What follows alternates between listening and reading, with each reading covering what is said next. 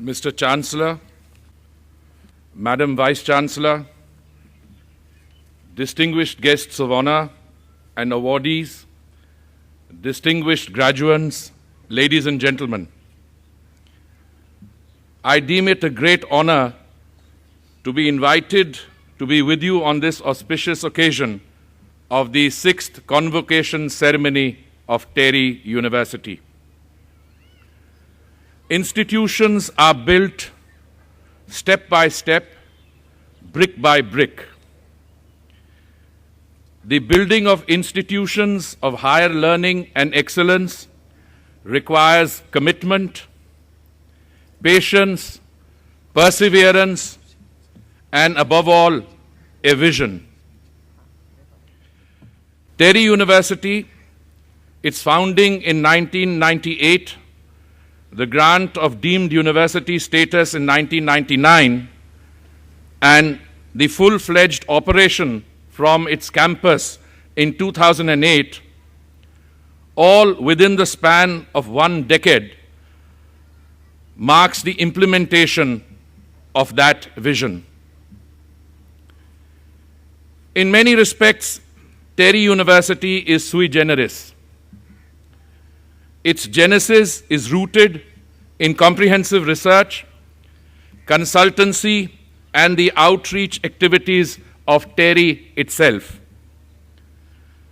This symbiotic relationship has propelled and influenced the evolution of the university's work. TERI and the university are both unique. The fact that both have acquired global standing is, in my view, attributable to the persona of the Chancellor, the Vice Chancellor, and all the eminent academics and researchers who comprise its core team. Equally, if I may submit, this is also due to the fact that TERI and the university were both a response to an idea whose time had come. The Rio Summit in 1992 and the Rio Plus 20 meeting in 2012 have both underscored the need for global cooperation for achieving sustainable development goals, particularly among developing countries that comprise the global South.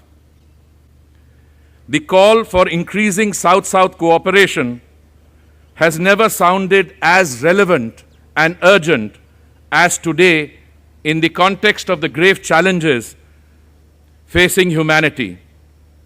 Universities can and must play a role, a leading role, in providing substance to South-South cooperation and addressing the common challenges for achieving sustainable development goals.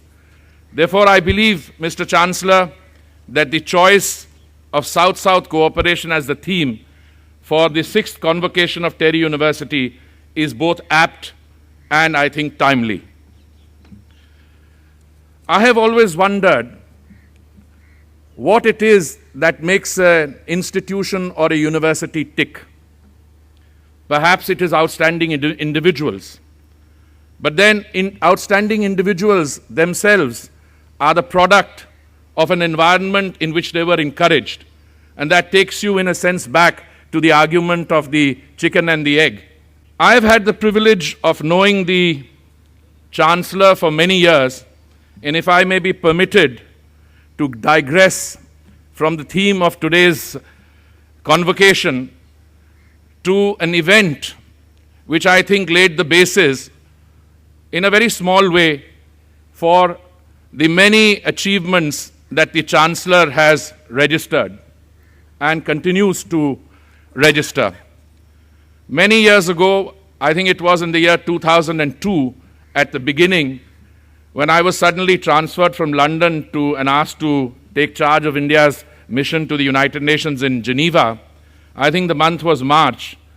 And when I reached there, I was suddenly informed by a friend of mine who was a great supporter of TERI as an institution, who unfortunately is no longer with us, that there is the little matter of an election to what is called the Intergovernmental Panel on Climate Change.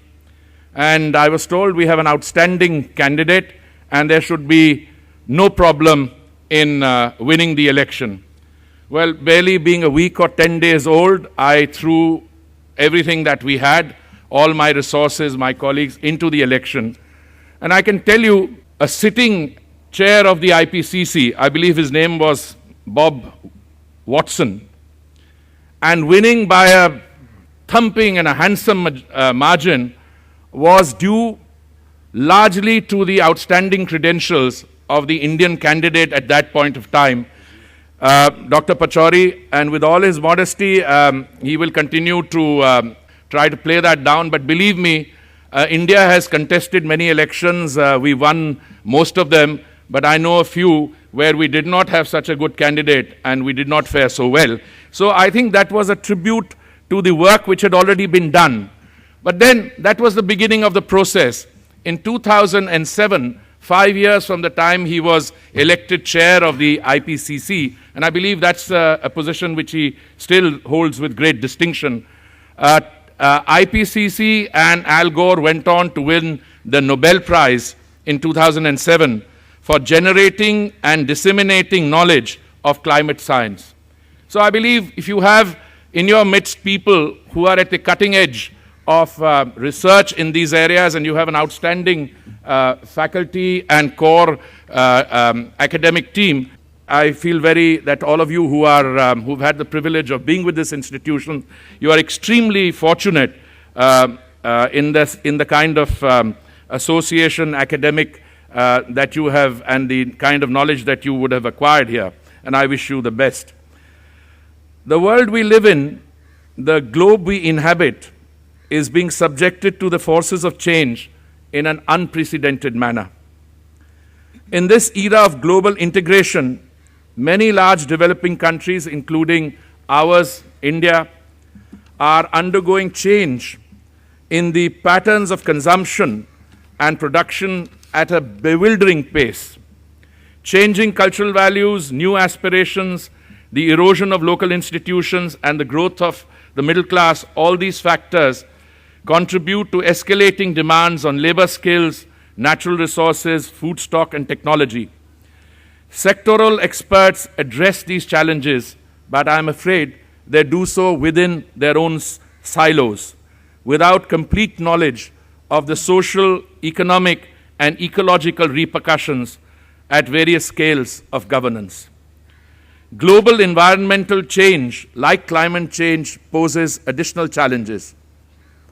There is therefore urgent need for building both awareness and the skills required for taking the country forward on a sustainable development pathway. In particular, there is need to invest in knowledge generation and capacity building in the area of environmental governance, to frame issues both beyond disciplinary boundaries and to identify solutions that are ecologically relevant, economically feasible, and socially acceptable. Universities can and must bring about the transformational change required by assuming the responsibility for building skills and generating knowledge for sustainable development. Equally, the organizational paradigm of universities needs to change if they are to deliver on education for sustainable development.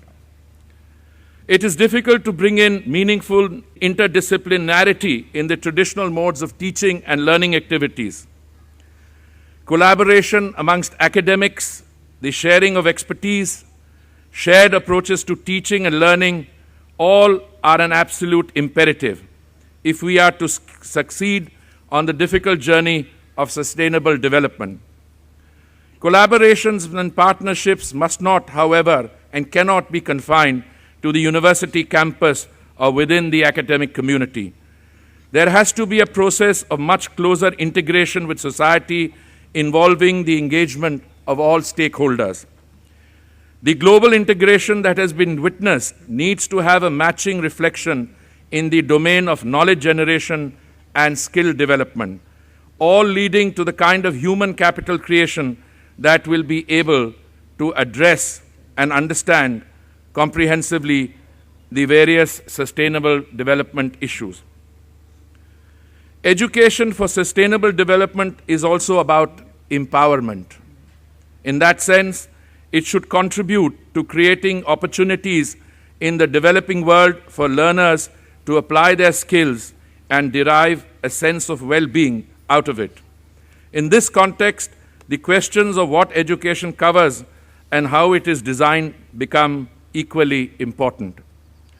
South-South cooperation, ladies and gentlemen, fits in nicely into this paradigm and collaborative approach to human capital creation. And I believe that theme today is most relevant.